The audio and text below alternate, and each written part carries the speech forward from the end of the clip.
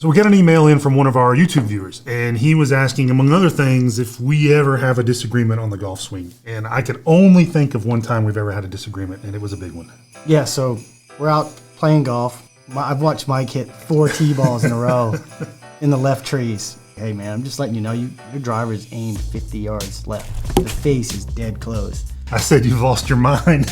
Yeah, so I'm like, well, okay. I was running hot by this point. Yeah, and I hold his driver so it doesn't move at all, and I say, go walk behind me and you tell me where you're aiming. The fairway was right here. My face was over here somewhere. Yeah, so Mike finally reluctantly agreed that's where his face was at. So the reason for us telling you that story is that it's not always some intricate mechanical problem you have in your swing. A lot of times, if you go out one day and you're just hitting the ball all over the mat, go to the lowest hanging fruit. Go to the setup and more importantly, where the club face is aimed, right?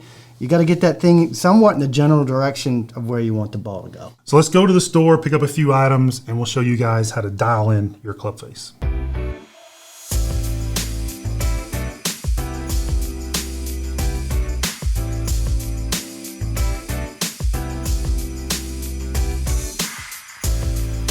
You may have seen one of these magnetic pointers before. They attach to an iron or wedge and show you exactly where your face is pointing. The only problem is being magnetic means they won't stick to your driver. All you'll need is a tee, a straw, and some putty. What you want to do is break off a piece of putty and wrap it around the base of your tee. And stretch it so it tapers towards the middle of your tee. With the putty in place, the straw should fit nice and secure on the tee. Shove it on there so it won't move around on you. Next, take a small square of putty and stick it to the end of your tee. That's it. Just stick your new pointer to the sweet spot of your driver. Now you'll be able to calibrate what your eyes think is straight to what actually is straight. So I'm going to show you how my perception of, or my used to be perception of how this face is square looks to me. So I'll set up, ball forward like I normally would. Okay. And then right there, that looks pretty square to my eye, used to be to my eye anyway, and I can see that club head is starting to point out here towards the exit sign. Yeah, and that's when I walked in behind Mike the day on the course. Right. That's what I saw. So here's a good time to look at what we see from pros. We went through and looked at how some of the best drivers of the golf ball set their faces and how those faces different from address to impact. Yellow are their clubs at address, blue are their clubs at impact. The first pro here plays a draw. He starts with his face slightly closed to his target line, and at impact, it's slightly open to the target line. His difference between address and impact is 6 degrees, and for reference, 6 degrees is the 1 minute hand on a clock. Our second pro here plays a fade. He's just barely closed to his target line at address, and then a little more open to it at impact. His difference between the two is 4 degrees. And our last pro here is known for having a very straight ball flight. He's barely open to his target line at address and then just slightly more open to it at impact. His difference is a pretty astounding 2 degrees. No surprise he's such a straight hitter. A couple things to note as we look at all three of these together. Impact face angles are always more open relative to the target line at impact than they are at address. I can't really recall seeing an instance where that's not the case. The variation between address and impact angles are not that great. Practically speaking, you want your face at address to be pointing somewhere close to the direction you're trying to hit the ball. Probably not a big surprise to hear that. Your lie angle contributes to these angles both in perception and reality.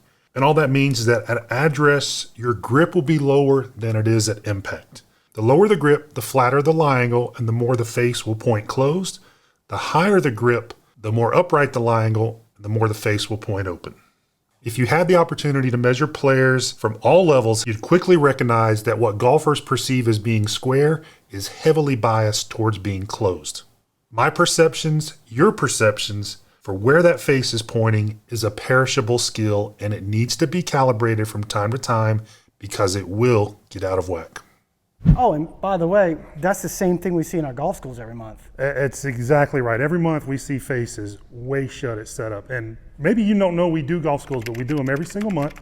It's just the 2 of us for 4 golfers. So if you're interested in a golf school, it's essentially a golf school for just you. We start every school with gears. So we're going to see exactly what you do in your swing. Then we're going to get to work building that particular school around your swing. We do that for each of the 4 golfers in the school. Yeah. This being a big part of it for sure. So how do we fix it? All right, so I'm going to go in here and set up again, and you tell me what I need to work on. So the main thing we see is golfers trying to get the grip down here by the club. If you struggle with this, I would stop getting the club down there and then fidgeting with your grip and changing the face. That's normal for me because I'll go in with one Yeah. hand, fidget with the club, and then grip it, and it's different, right? Exactly, and that's a big problem because you don't want to be changing the grip down there. So what I like to have people do, and what we like to have people do, get your hands on the club. If you struggle with this, get your hands on the club up in front of you and get your relationship between your hands and the club face settled here. Okay. So you've got the face straight up and down, right? Yep, I see my pointer is pretty horizontal. And you've got your grip wherever way you like to be situated. It's pretty Okay. neutral, couple knuckles here. The V's kind of going to the right shoulder. Pretty classic neutralish grip, right? Okay. Now, the problem with this is everybody's arms hang a little bit different. Right. Mine hang a certain way, Mike's hang a certain way, yours are going to hang a certain way. So let's say he takes that good relationship down to the ball, but the face still looks closed, okay? Because the way Mike's arms hang, he tends to twist the grip a little bit shut. Yeah. And here's where the kind of rubber meets the road. Instead of twisting the grip and then re-gripping, which changes the relationship you had up in front of you here, you've got to figure out what to do with your body, forearms, alignment, kind of body tilts to get the face looking straight. Okay, so yeah, I can feel that and see the corresponding movements from this pointer. Exactly. So you need to get in there and figure out what's causing this. And you can look at your own swing on video and kind of figure that out. If your forearms are twisted too much, right over left for a right-hander, or if your body tilts are one way or the other, for Right. Mike, if he's tilted too far left, that face is going to shut. So try to get yourself in there in a way where the face starts looking straight so you don't have to keep fidgeting. You hit the nail on the head for me. I'm always wanting to play cuts, right? Yeah. I always want to see the ball move left to right. So it's easy for me to get in here with my shoulders Yeah. starting to point out here, and the face is going to follow, and then I'm trying to play a cut from there, and it winds up being a left ball. Exactly right. So to me, that's a good way to kind of sort out what you're doing with the club face at address, making sure the hands to face relationship is set. Go ahead and get yourself in there, get yourself aligned properly, just basically square. Depending on the shot you hit, you can adjust your alignment some, but the main focus of this video is just making sure that once you get things settled in there, don't try to move things around too much, changing the grip. Get yourself settled and then get your setup where it needs to be. All right, let me pop this off, have a try, see if it works.